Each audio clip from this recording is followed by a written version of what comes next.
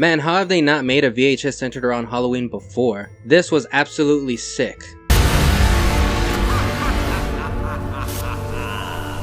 VHS Halloween finally dropped on Shudder last night, and I gotta say I really enjoyed this one. It had that classic Halloween vibe and all the gore you could ever ask for. Which in one in particular, I was actually surprised of how much gore was put into it. We'll get into that one later in this video. Overall though, I really enjoyed all the segments and I was pleasantly pleased with how this VHS turned out. Now for those of you who don't know, these VHS movies are anthology films that typically have one wraparound story that we followed throughout the movie. This one in particular was Diet Phasma. You have this drink company trying out different formulas to make the perfect Halloween drink. But once you drink this drink, all chaos breaks out. From people getting possessed to exploding and just outright turning into evil beings. Definitely didn't look like they were having a good time. This of course goes on throughout the movie in between each segment, and as it kept coming up I just slowly felt myself getting taken out of the story. But I did enjoy the humor it had and the dark imagery it portrayed. It did take me back to the classic VHS with the campy nature of it all. Following this segment we get Coochie Coochie Coo, directed by Anna Slavovic.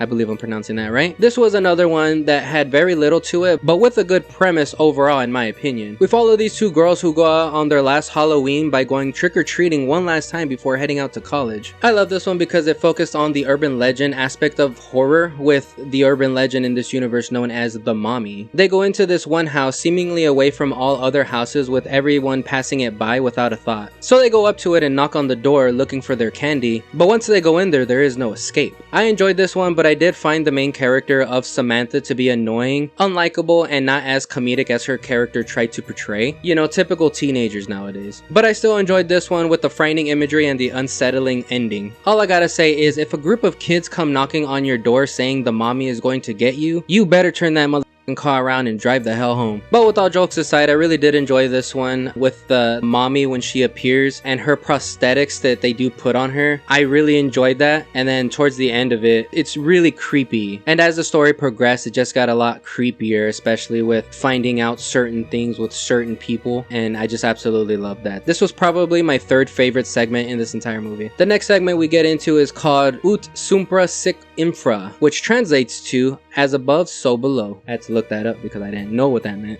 This of course is going to be our foreign story of the movie, being a Mexican set scary story, which all of the VHS movies have, and I enjoyed this one. Though it's not technically centered around Halloween, but it is a good scary short nonetheless. We follow a survivor who was left after a mysterious slaughter. Enric, who goes back to the scene of the crime. There is writing on the wall that says Unt Sumpra Sic Infra, as above so below, and of course Enric reads it out loud 3 times. Of course, as they go back to the scene of the crime, Enric is reluctant to enter the house. But of course his psychiatrist is telling him that it is just all in his head. A pretty simple story, but an effective one at that. The next one is one I was waiting for after seeing the trailer. This of course is going to be Fun Size. Directed by Casper Kelly, the segment starts off with these teenagers going up to a house that has a bowl of candy with a sign that says take one, but naturally there are always those people who have to ruin it for everybody. I never know why houses do this, but you know, to each their own. So they end up taking the entire bowl, but not before the bowl takes them. I just gotta say, with this one it had me cackling. There's a particular phallic shaped candy that one of them takes, and it may just be my childish nature, but that part was hilarious to me. This one has a perfect blend of silliness and scariness. We follow 2 couples who are dragged to this candy factory and are stalked by a candy-headed being named Fun Size, who seems to possess supernatural powers. In this factory they are sent into a machine by Fun Size, turning them into candy, which would explain that candy at the beginning of the story. Fun Size had a great blend of wackiness and dark humor that really works here. They knew what it was and just had fun with it, and it really shows. And I just really love when directors lean into the comedy side of things when they know how silly a story is. Now this next one is where the movie takes a really dark turn, that being Kid Print. Directed by Alex Ross Perry, this one is more of a grounded approach of a shore horror. We follow Tim Kaplan, who runs a local business creating tape recordings that act as an ID for the kids in the event that they get abducted. With the number of kidnappings increasing, Kaplan finds himself face to face with the real killer. Now there is an obvious twist that happens that I won't spoil for you, but it is one that honestly just pissed me off. Although So like I said, this is a more real grounded type of story, and it definitely does not shy away from the gore factor. Again, no spoilers, but this one felt like the director took inspiration from the Terrifier movies by what was included in this short. Terrifier has opened the door to what we can get away with in movies nowadays, especially with kids. I'll just leave it at that. Kid Print will certainly have your stomach turning and leaving you feeling ill, especially if you have children. Our last and final short of the movie is named Home Hunt, directed by Michelin Pitt Norman and R.H. Norman. This one was my absolute favorite, and I even mentioned that in my reaction to the trailer because of the witch that appears in this one. Following a father who has an annual tradition with his teenage son to create the most epic haunted house in town, quickly takes a turn when he decides to add a specific record to the mix. With his son getting older and not really becoming interested with his involvement with his dad's haunted houses, he ends up deciding to do it one last year. In a last-ditch effort to make this year the best, Keith goes to an antique shop where he discovers a record labeled Halloween Horror. But upon playing the record, strange and unusual things start to happen when the record bursts into flames. Once entering the haunted house, the creatures and ghouls start to come to life. They go through a crypt, a dungeon, and even a witch's hut, where we see the main witch herself. Absolutely love this one, and definitely a highlight of this entire movie. The terrifying takes on childish scares like a green witch and bedsheet ghosts, with that mix of gore, made this an absolute killer story. The tone was a bit goofy, and the dad was a little annoying, but it worked for him as a character who just wanted to keep the traditions alive with his son, something I can relate to with two boys. This short could really work as a full-length movie. The Normans take a lot of creative action with this one, leaving you both scared and wanting more. At least for me, that's how I feel. It's effective and had great turns that were genuinely frightening. Like I said, this is the highlight of VHS Halloween, and I can't wait to see more from these directors. Definitely a good entry in this franchise, being that it is the 8th installment. It does a great job of blending these stories together, creating another classic Halloween movie to throw on the watch list for this spooky season. And I honestly can't wait to see what we get next year. I don't think I will ever get tired of these movies. There's so much creativity surrounding the idea of found footage tapes. Like, you can honestly create anything out of just that simple idea. Especially with all these up and coming directors who just want to make short horror films, myself included. But with that being said, that is going to be my review for VHS Halloween. Did you enjoy VHS Halloween? And what was your favorite segment of this movie? Comment that down below and I will see you there. And until the next one, later.